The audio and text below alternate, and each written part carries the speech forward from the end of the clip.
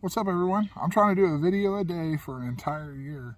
So through this process, I'm going to be doing a comedy show to where I release a comedy story once a week. I've got 50 stories, 52 stories that of just stupid, crazy stuff I've done in my life that are pretty freaking funny. And I'm going to probably just try and release one every week. And I also have inventions that I'm releasing once a week.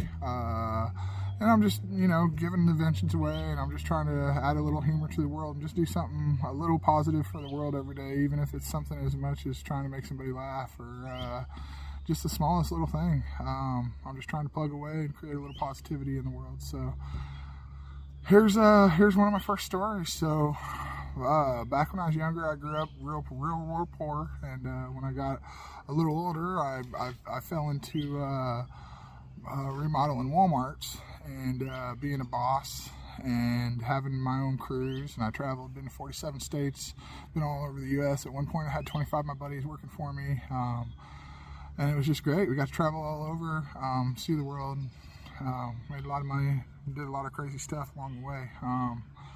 Made a lot of mistakes in my life, but that's a separate day, separate stories. But what we did is we remodeled Walmarts. So at night, back in the way they used to do this, they had this thing called VCT floors, little squares, 12 by 12 squares. And at night, we'd go in, and at 9 o'clock at night, they'd quarantine off a section. And these were 24-hour supercenters back in the day. They'd never close down. They'd stay open all night.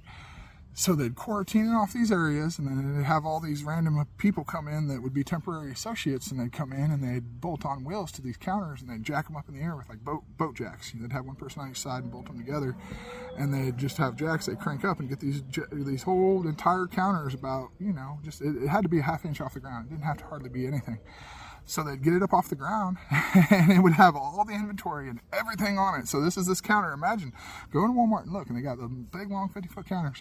And so they'd have it all up with all the inventory on it, and they'd get on it and be like, 1, 2, 3, and they'd have to push on it. Everybody worked together and push and swing it out of the aisle, which is pretty much chaos because they'd never done it before. And every store we'd go to, these people would have to learn every single time. And stuff would be falling on their heads. And I mean, it was kind of chaos, but that's how they did it. That was the quickest, most efficient way. And that's what corporate mentality usually tends to have. So we would go, and they'd move out the floor for us, and they'd clear the floor, and we'd have this big, wide open floor. Once they'd move the counters, let's say they moved 10 counters for us a night, we'd usually try to shoot for about 5,000 feet a night. I'd have about 3 or 4 guys with me, and we'd rip it up, prep it, glue it, lay it back down, and then they'd move into the counters. So we did this every night between 9 o'clock at night and 7 o'clock in the morning. We'd jack the other people would jack up the counters. We'd come in, rip out the floor, lay it back down, they'd put the counters back, everything would go on, and then when people would walk in the morning, they'd be like, oh, wow. But still at night, you could shop, and while you're shopping, you're watching all this stuff go on, and you're like, wow, this is crazy. So anyways, the machine I had to do it, it's called a Terminator, and it has controls like a skid steer on it. It weighs about 3,000 pounds, and it has a big blade on the front. It's a 24-inch blade on sometimes. I mean, you can make it smaller if the tile doesn't want to come up or whatever, but a big 24-inch blade. And when I say blade, it is as hard as it gets. You got to imagine this machine weighs 3,000 pounds, so if the blade's up and I'm rolling, and somebody's standing here, it would chop their legs off, I mean, but if the blade's on the ground and I run underneath your feet, it doesn't matter because it's ripping up tile, and it rips up floor, so you can kind of basically foot sweeps underneath you. But it's a big machine, and they have them, they're propane powered or diesel powered or electric. And so they got different kinds.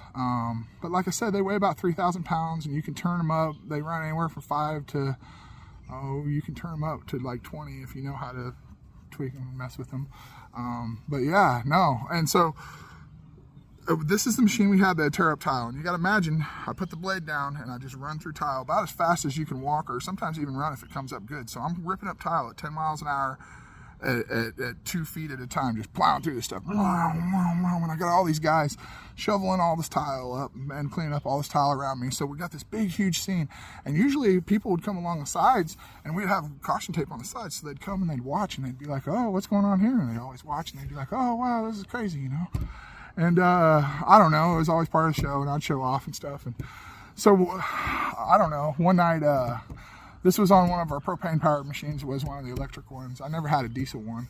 But yeah, one night we were working away, and I was working on the machine, and I'd been kind of messing with it. I've always rode four-wheelers, and I've always been kind of crazy behind the wheel.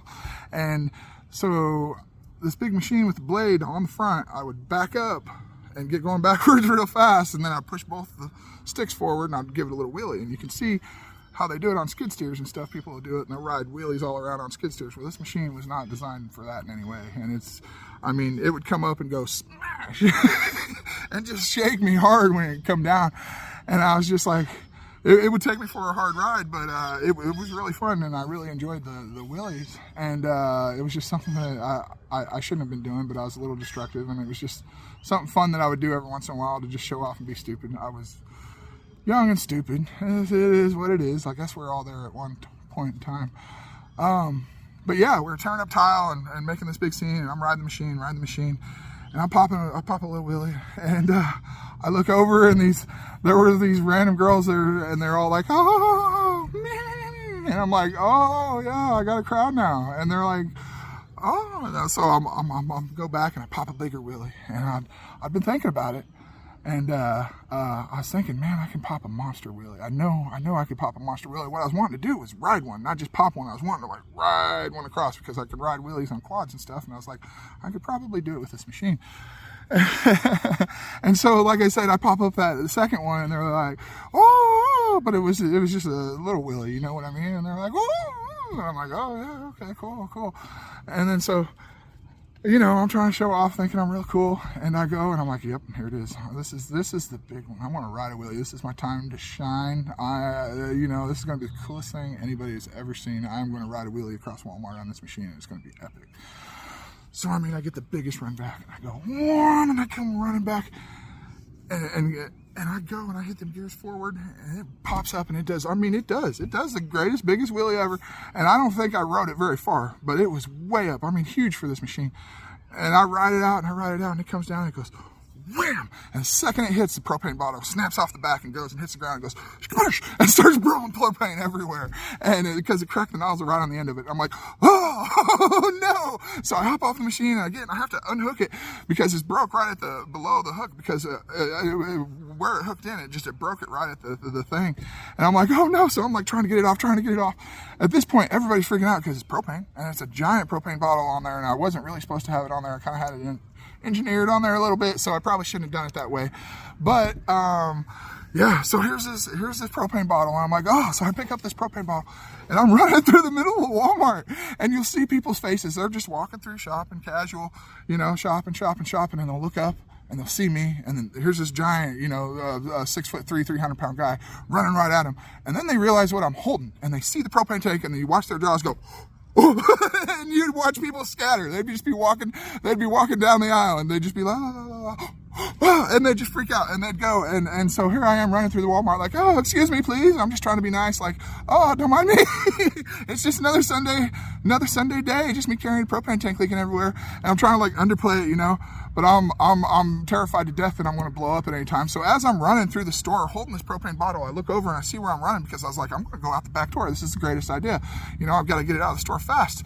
And so I'm running through the store, and I look over and I realize I'm in electronics. And as I'm running holding the propane tank, I'm like, oh, all these electronics, the TVs, they have like little electric stuff in them, so there might be something that provides a spark. And I was like, oh, this is immensely dangerous. So I'm running, I go, and I get out the back of the store, and I run, and there's a whole, back of bushes and stuff back there, and I toss the tank and throw it in the bushes, and it just sits there and goes, shh. And nothing happened. It was really just a good adrenaline rush and a test of my heart to see how good it was working. And it passed the test. So yeah, that's just one of my stupid stories I've done in my life. I've had a lot of mistakes I've made, a lot of dumb stuff I've done, and a lot of lessons I've learned, I guess.